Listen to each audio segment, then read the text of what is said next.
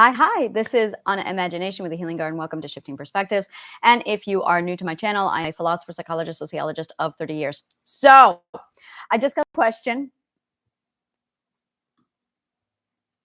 Somebody just texted somebody in my circle, and I got the text. So this guy, who I don't know, we're like students together, he just messaged me out of the blue something highly inappropriate and highly intimate that basically he complained about his sex life.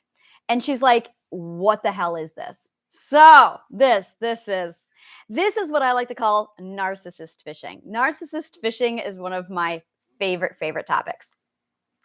I can't disclose too much detail for privacy purposes, so I'm kind of cryptic about what exactly was said, but it did bring up binge purge parenting and narcissist fishing, and it's one of my favorite things. So, this is for all those empaths who often say the term, "I don't know why I keep attracting narcissists." This is how it's done. So, a narcissist comes from a mother. It comes from a mother who binge and purges her parenting. It is usually from a mother who is using her children as an emotional prosthetic. Love means being needed. So, mother has children, and children now give her a purpose to life. This is because our society teaches women that they're useless unless they're breeding. So, she ends up having a child, and that child becomes her emotional prosthetic. Immediately, she has a codependent relationship between her and the infant, which eventually turns into basically her grooming the oldest child for narcissism, and all the other children follow suit and they become empaths. This is it right here. So what ends up happening is the child, the mother, the empath mother, basically only is interested in the child if the child needs her, because she associates no one loves me unless I'm being needed. As a result, the child cries, the child is hurt, the child needs attention. So, boom, the mother's right there, ready to binge all of her attention onto the child, the future narcissist. After the child is taken care of, she now feels no purpose. So she wanders away and does nothing and ignores the child. Now, this is over neglect. So it's over nurturing and then neglect. And that's the balance. That's it right there. That's that sweet spot. That's binge purge parenting. So child is immediately ignored. There's no consistency. Child gets hurt. Boom, mother is right there to make sure that all the needs and the nurturing is done. Binge purge parenting. After that is done, she ignores the child and puts herself back on a shelf because she was an empath, and that is how she was parented. So this child then grows up being a narcissist, thinking, oh, love equals needing people.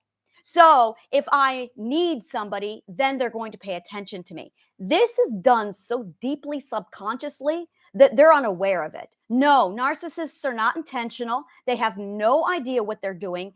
In most cases, they are oblivious to this. This is not real love. They have no comprehension of what real love is, and neither do their mothers, which is why this is the problem.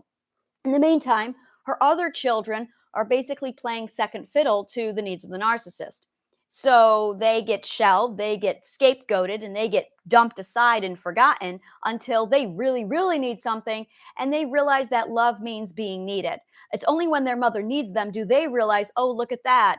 I'm needed, therefore I'm loved. Whereas the first oldest child is learning a different lesson of, I'm only loved when I need somebody. So that's the disconnect right there. So now you have an adult who comes in. This is the subconscious lesson that they've learned. So now they're going to say something like, this is literally how they find partners. They will introduce themselves and say something that makes them appear weak, sick, victimized, or horribly inadequate. They will say something that makes them look like they are wounded, like they are broken. Immediately, the empath who's got the radar for who needs me, will come running at the narcissist going, I've got this problem. I'm inadequate. Nobody loves me. And guaranteed within like 48 hours, if not sooner, the narcissist will use the words, I need you, which will immediately flood the empath with a vast amount of euphoria. Oh my God, somebody needs me. What a coincidence. And boom, they're in a codependent relationship. That's how it's done. And it's once the empath becomes aware of narcissist fishing, where they can hear this, where they can start to spot it. It's that oversharing, premature sharing. It's the over intimacy. It's talking about topics that are inappropriately mentioned out of the operation of orders. There is supposed to be the social hierarchy of, or the order of operations with socializing, the order of operations with trust building, and order of operations with socializing. And if you're not doing these order of operations, what you are doing instead is you are basically, you're just, it breaks up everything, because you're not learning trust in the right order. You're not learning intimacy in the right order. And that's a lot of red flags for mental illness happening there. So if you are prematurely running into things that are too taboo, too inappropriate, that's a huge red flag that most likely you're dealing with somebody who's highly codependent, whether it be the narcissist or the empath. Oversharing is a massive red flag. So you have the narcissist who presents himself as being significantly vulnerable, significantly inadequate, significantly weak. And it's very much like a pity party. And it will be very subtle. It could be anything like, yeah, I just can't seem to find friends. Or, yeah, my last girlfriend wasn't this. And yeah, I really, and it's something focused on the I. And it's something that really focuses on, this is something that makes me sad and vulnerable and weak. And the empath immediately wants to jump in with their white knight syndrome of, oh, well, let me take care of that for you. Now it's the, I have this problem over here, says the narcissist, and I'm not taking responsibility for that problem. But then the empath, who's hyper responsible, will jump in and be like, I'll take care of it for you. I'll be responsible for you. And they take on the role of the nurturer, immediately making a match made in hell. I mean, immediately. So yeah, that's pretty much it. That's narcissist fishing. The empath needs to become aware of how they fish. The narcissist needs to, how to resolve narcissism. Awareness. They need to become aware that they have a problem. They need to take responsibility for their own actions. They need to have self-trust, that they can take care of their own issues. They need the first ethic, which is self-management and self-care, but they have to first believe that they are capable. They have to take their own control and their own authority back. They are projecting their lack of control and insecurity onto other people. That's what narcissism is. They are projecting their own lack of control onto other people. You have self-control, and a narcissist doesn't feel like they have self-control, so they project it onto others. That's all it is. And instead of them actually internalizing their self-control and utilizing it on themselves, instead they project onto others. There's like this whole internalizing projection thing. I really need to break it down, because we internalize hope. We project hope onto other people. We project pain and insanity onto other people. We project abuse.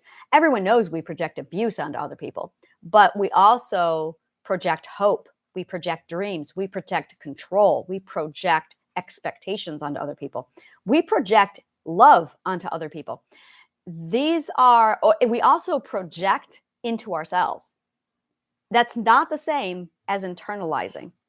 So once you understand the full scope of projection and internalization and what's really going on in the psychology of that and breaking it down, it really clears up a lot. It all comes down to boundaries.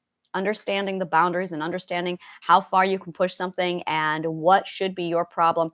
A boundary is really the division of responsibility. That is what a boundary is. It is the division of responsibility. It's when you hear something and you should be asking the question, is that my responsibility? And if it's not, boundary. No, that's not mine. That's yours. And it's this is my responsibility. Sorry, I need to not internalize that. I need to keep that, or project it. I need to keep that to myself. So boundaries are really a division of responsibility.